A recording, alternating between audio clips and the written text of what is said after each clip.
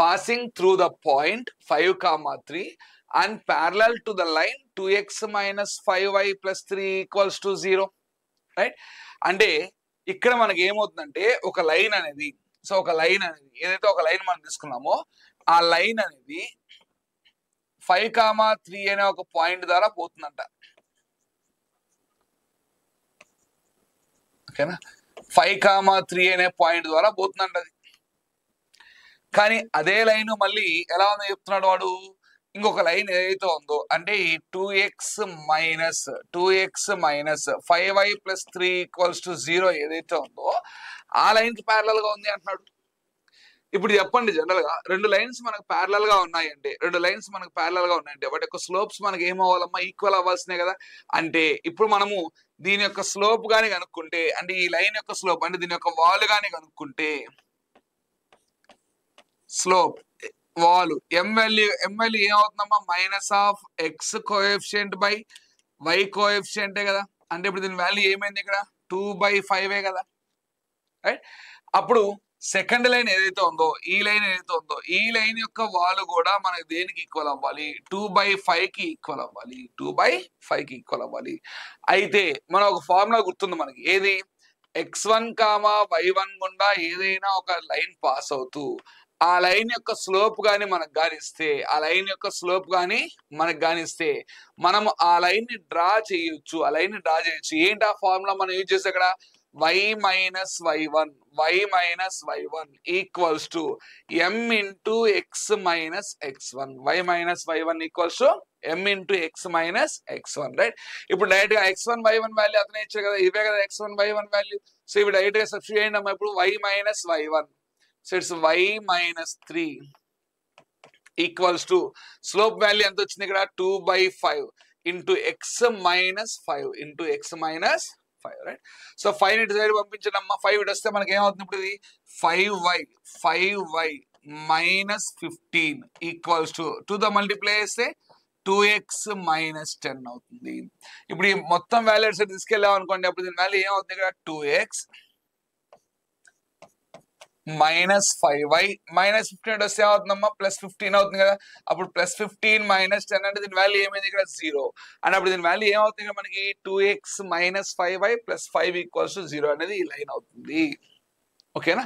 So ఇలా మన దగ్గర ఉన్నటువంటి ఆ ప్రతి ఒక్క స్టేట్మెంట్ మనం ఏదైతే చెప్పామో ఆ స్టేట్మెంట్ ని మన మైండ్ లో రన్ అవ్వాలి. ఆ స్టేట్మెంట్స్ అన్ని కూడా మనం యూజ్ చేసుకుంటూ రావాలి ఎగ్జామ్ లో. రైట్?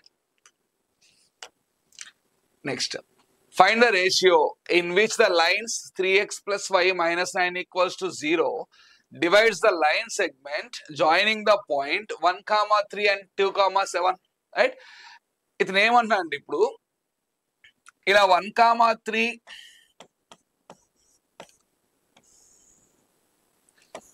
2, 7 కోఆర్డినేట్స్ గా ఉన్నటువంటి ఒక లైన్ ని 3x plus y minus 9 equals to 0 అనే ఒక లైన్ అనేది కట్ చేస్తుంది ఇప్పుడు. రైట్? సో 1, 3 మరియు 2, 7 నిరూపకాలుగా కలిగినటువంటి ఒక సరళ రేఖని 3x plus y minus 9 equals to 0 అనే ఒక సరళ రేఖ ఖండిస్తే అది ఏ నిష్పత్తిలో ఖండిస్తుందో కనుక్కోండి అన్నాడు.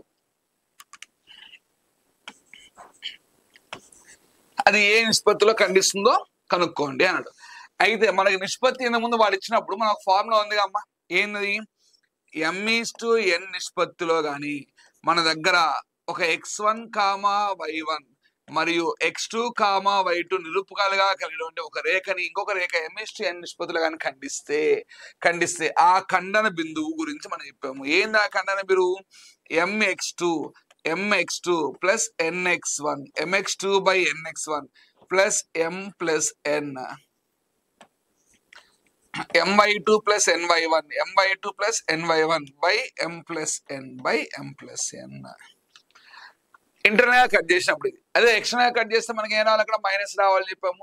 అయితే ఇప్పుడు మనం ఇంటర్నల్ గా కట్ చేస్తుందా ఎక్స్టర్నల్ గా కట్ చేస్తుందా అని మన క్వశ్చన్లు ఎక్కడ కూడా చెప్పలే కదమ్మా. అంటే ఇప్పుడు మనకి ఏమి చెప్పట్లేదు అర్థమైంది అక్కడ. అది మనం తీసుకున్నప్పుడు ఇంటర్నల్ గా కట్ చేస్తుందని తీసుకోవాలి. ఇంటర్నల్ గా కట్ చేస్తుందని తీసుకోవాలి. రైట్? సో అయితే ఇప్పుడు ఈ రేషియోలో 2 వేరియబుల్స్ మనం తెలియము. ఏదైనా ఒక వేరియబుల్ తెలియకపోతే మన ఆన్సర్ ఫైండ్ చేయొచ్చు. ఒకే దానిలో 2 డిఫరెంట్ టైప్ ఆఫ్ వేరియబుల్స్ ఉన్నాయంటే మన ఆన్సర్ అక్కడ ఫైండ్ అవుట్ చేయలేము. అందుకని మనం ఏం చేస్తాం ఎప్పుడు కూడా ఇలాంటి క్వశ్చన్స్ మనకి ఇచ్చినప్పుడు నిష్పత్తిగానే కనుక్కోమంటే ఇప్పుడు m/n కదమ్మా రేషియో. నేను ఆ m/n ఈ విధంగా మార్చుకుంటున్నాను. m/n గా 1 గా మార్చాను. ఇప్పుడు ఆ m/n ప్లేస్ లో నేను ఏం తీసుకున్నాను అంటే k/1 గా తీసుకున్నాను. అంటే ఇప్పుడు ఇక్కడ k అనేది ఒక కాన్స్టెంట్ అవుతుంది. ఆ k అనేది మనకు దేనికి ఈక్వల్ అవుతున్నాయి అంటే m/n కి ఈక్వల్ అవుతుంది. అని దేనికి ఈక్వల్ అవుతుంది? m/n కి ఈక్వల్ అవుతుంది. రైట్. అంటే ఇప్పుడు మనకి ఆ 3x + y - 9 = 0 అనే ఒక రేఖ 1,3, 2,7 నిరూపకాలుగా కలిగినటువంటి మరొక రేఖని ఏ నిష్పత్తిలో విభజిస్తున్నది? k/1 నిష్పత్తిలో విభజిస్తుంది అని అర్థము. ఇప్పుడు డైరెక్ట్ గా మనకి ఫార్ములా అయినమా కోఆర్డినేట్స్ కనుక్కున్నాం అనుకోండి. ఇప్పుడు కోఆర్డినేట్స్ ఏమవుతాయి? ఇంకా డైరెక్ట్ గా మనకి mx2 ఇవి x1 y1 కదా. x1 y1 x2 y2 right. ఇప్పుడు డైరెక్ట్ గా వాల్యూ సబ్స్టిట్యూట్ చేయడమ్మా. mx2 అంటే ఏమవుతుంది? 2 × k 2k plus nx1 1 × 1 by m + n k + 1.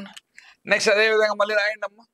my2 అంటే k × 7 k ప్లస్ ny1 1 × 3 ఇక్కడ కూడా 1 రాసేయండి అమ్మా డైరెక్ట్ గా. మరి దానికోసం మరి సపరేట్ స్టెప్ ఎందుకు? మనకి 7k + 3/k + 1. ఇప్పుడు ఇదే కదా ఖండన బిందువు. ఆ బిందువు ఏమవుతుంది? ఇక్కడ ఖండన బిందువు అయింది కదా. అయితే ఇప్పుడు ఈ పాయింటే కదా మాది, ఈ పాయింటే కదా అది, ఇదే కదా పాయింట్ అది. అంటే ఆ ఖండించుకునే బిందువు ఇదే కదా. ఇప్పుడు ఆ ఖండించుకునే బిందువు అదే అయినప్పుడు ఇప్పుడు ఈ బిందువు అనేది ఈ రేఖ పైన ఉందా లేదా? ఉంది కదా. అంటే ఇప్పుడు ఈ బిందువు అనేది డెఫినెట్ గా మనకి ఈ రేఖ పైన ఉండాలి. ఇప్పుడు ఈ రేఖ పైన ఉంది అంటే మనం ఇప్పుడు ఈ వాల్యూస్ దీంట్లో సబ్స్టిట్యూట్ చేసినప్పుడు అది సాటిస్ఫై అవ్వాలా లేదా? ఖచ్చితంగా అవుతుంది కదా. అంటే ఇప్పుడు మన నిరూపకాలను తీసుకెళ్లి ఈ లైన్ లో సబ్స్టిట్యూట్ చేయండి. ఇప్పుడు ఏమవుతుంది? ఇక్కడ 3 × 2k + 1/k + 1 plus 7k + 3/k + 1. ఓకేనా. -9 తీసుకెళ్ళిపోతే ఏమవుతుందమ్మా? అది +9 కదా, =9 అయింది. రైట్. ఇప్పుడు మల్టిప్లై చేసానమ్మా. 3 × 2k అంటే 6k అవుతుంది. ప్లస్ 3 × 1 అంటే +3 అవుతుంది. రైట్. ప్లస్ మళ్ళీ అదే విధంగా 7k అవుతుంది +3 అవుతుంది. In k + 1 value right side move అయితే ఇప్పుడు ఏమవుతుంది? 9k + 1 అవుతుందమ్మా. రైట్. సో ఇప్పుడు 6k + 7k అంటే దీని వాల్యూ ఎంతమ్మా? 13k + 6 9k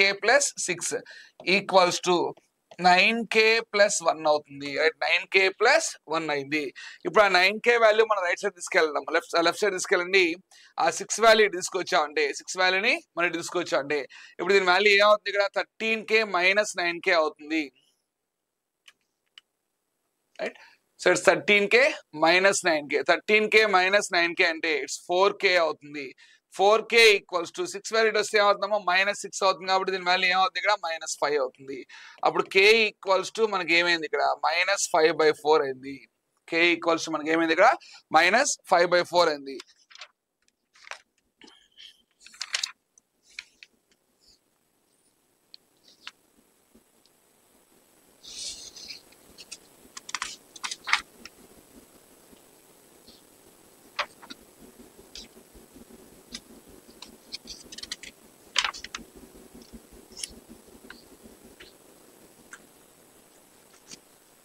ఎక్కడ మిస్ అయ్యాను మనకి? ఇప్పుడు ఇది నెగిటివ్ లో రాకూడదు మనకి ఎప్పుడు కూడా answer.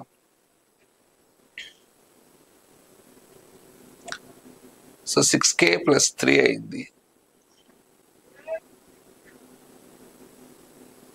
mx2 2k + 1/k + 1 2k + 1/k + 1 7k + 3/k + 1. So substitute చేసాము. సబ్స్టిట్యూట్ చేసినప్పుడు 4k - 3 = 0. 4k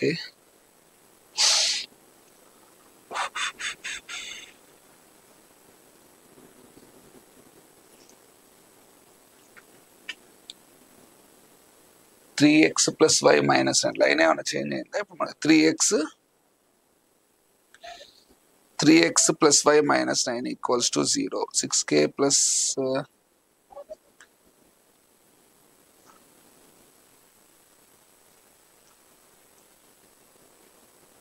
ఓకే సారీ ఇక్కడ 9 కదమ్మా సారీ రైట్